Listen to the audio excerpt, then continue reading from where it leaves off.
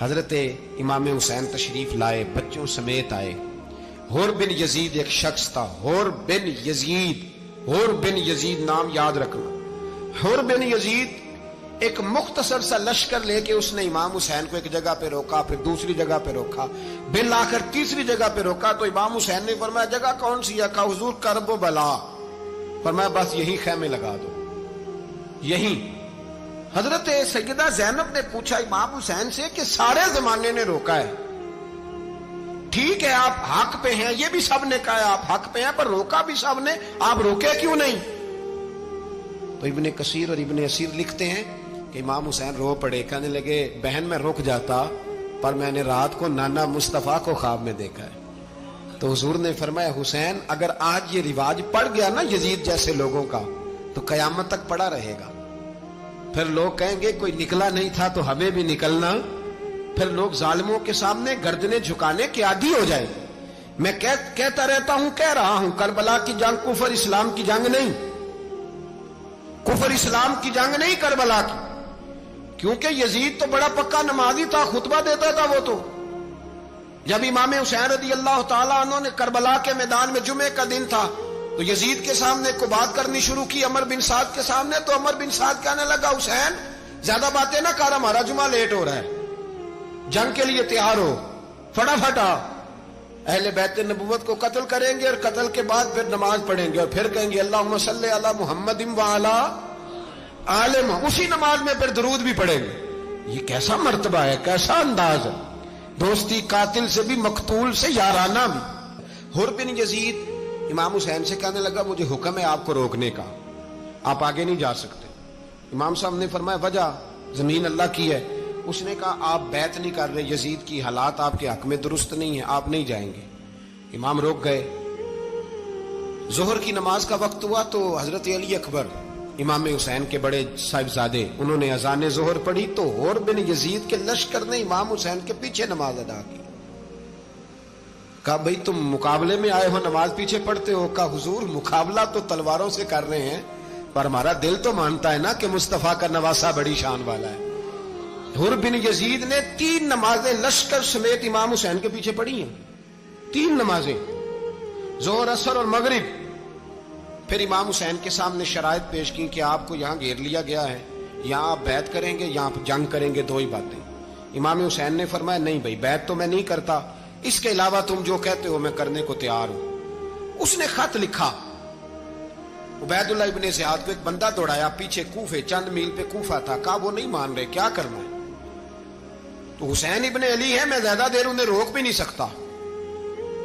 انہوں نے پیغام دیا حور بن یزید کو کہ کرنا کچھ بھی نہیں، ان کا پانی بند کر دو، بلیک میل کرو، کھانا پانی نہیں ملے گا، چھوٹے چھوٹے بچے ہیں، خود ہی مان جائیں گے۔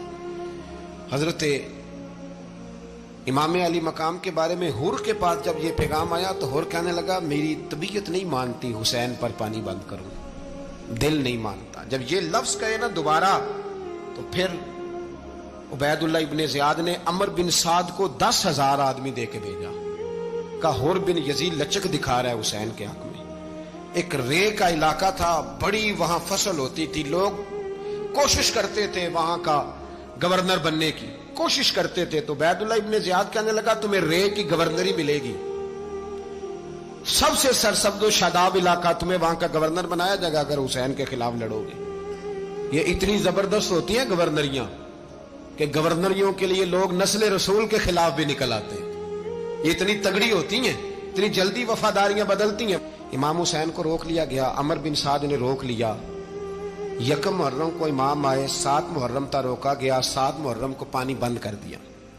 جانور پانی پیتے تھے، گھوڑے پیتے تھے، کتے پیتے تھے، لیکن مصطفیٰ کے گھرانے کو پانی پینے کی اجازت، 3 دن تک پانی بند رہا۔ 9 محرم کو عمر بن سعد نے اور لوگ بلائے۔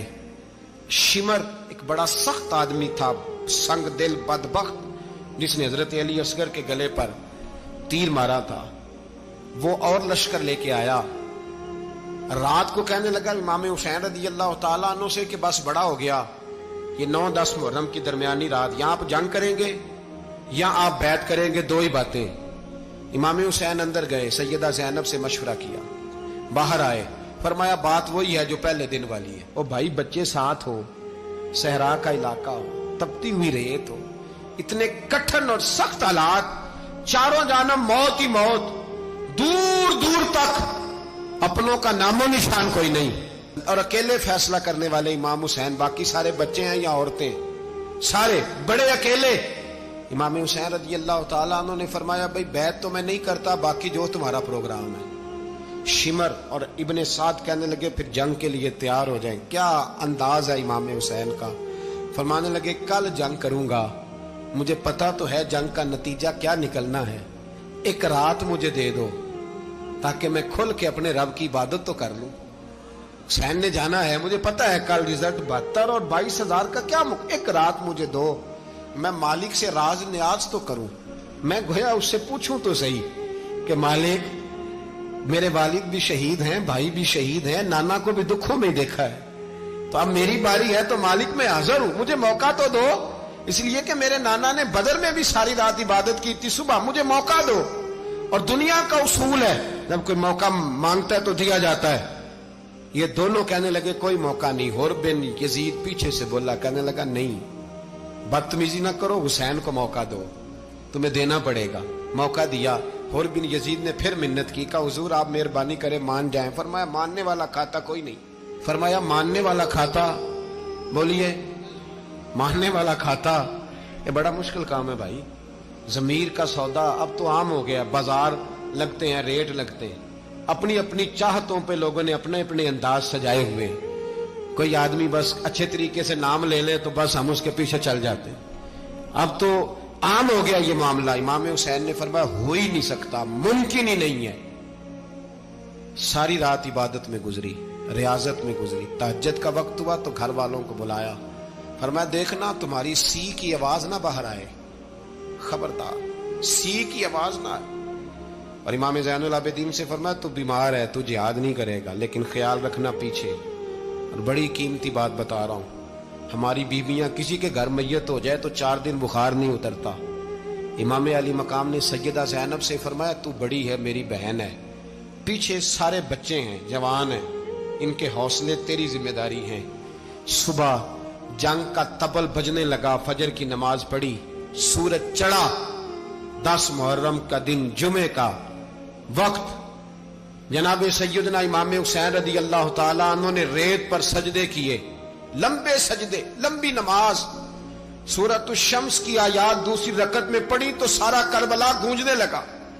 क्या अंदाज़े तकल्लुम था इमाम अली मकाम का। नमाज मुकम्मल हुई तो हुर बिन यजीद, अमर बिन साद और शीमर से कहने लगे वाकई हुसैन से लड़ोगे, पता नहीं कौन है। कुल्ला असालुकुम अलैहि अजरन, तुमने नहीं पढ़ा, इल्लल मवद्दत फिल कुर्बा, तुम्हारी आंखें बंद है। अल हसन वल हुसैन सय्यदु शबाब अहले जन्नह, तुम्हें नहीं पता। कहने लगा चुप कर, हुकूमत नजर आ रही है। और बिन यजीद कहने लगे फिर मेरा भी फैसला सुनो, मुझे हुकूमत नहीं चाहिए, मुझे जन्नत चाहिए, हुकूमत नहीं चाहिए। इमाम हुसैन की पहली फतह देखें, और बिन यजीद एड़ी लगा के ना यजीद के लश्कर से निकल के इमाम हुसैन के लश्कर में शामिल हो गया। और पहला शख्स जिसने इमाम हुसैन को रोका, इमाम हुसैन के नाम पर पहला सर भी इसी शख्स ने कटाया है। लेकिन यजीद की कब्र पे लानत भी कोई नहीं बरसाता, उसका महल था बहुत बड़ा। लेकिन जब लोग करबला में इमाम हुसैन को सलाम करने जाते हैं तो कदमों में हुर बिन यजीद का मजार भी बना हुआ है, उसको भी सलामी दी जाती है। और अब हम अकेला हुर बिन यजीद नहीं कहते, हम कहते हैं हुर बिन यजीद रदी अल्लाह ताला। अब हम इतनी ताजीम करते हैं उस हुर की। जनाबे इमाम हुसैन को मैदान में खड़ा किया गया, जिहाद का तबल बजा, पहले खुद्दाम आए। और सुन लो, आज वो पता नहीं बाजारी से लोग चढ़ गए स्टेजों पे, बाजारी से, ना चेहरे पे दाढ़ी है, ना सर पे कोई कपड़ा है, बाजारी लोग हैं, भाग रहे हैं, बाजू चढ़ाए हुए हैं, बटन खोले हुए हैं, तमाशा बना दिया। सुनने वालों का भी अल्लाह ही हाफिज है, वो स्टेज पे ये अहले बैत की शान बयान करता है, भाग के उधर जाता है। ये कोई तरीका है? सुनने वालों का भी अजीब अंदाज है, हर बंदे को सुनने बैठ जाते हैं। दीन मुहज्जब है, तहजीब वाला है, दलाइल रखता है, दीन वकार रखता है, ऐसे लोग अब दीन बयान करेंगे। हजरत सैयदना इमाम हुसैन रज़ी अल्लाह ताला अन्हु सुबह जब जिहाद का वक्त आया, पता है कौन कौन थे करबला में? امام حسین کے ساتھ امام حسین کے 4 بھائی تھے کربلا میں.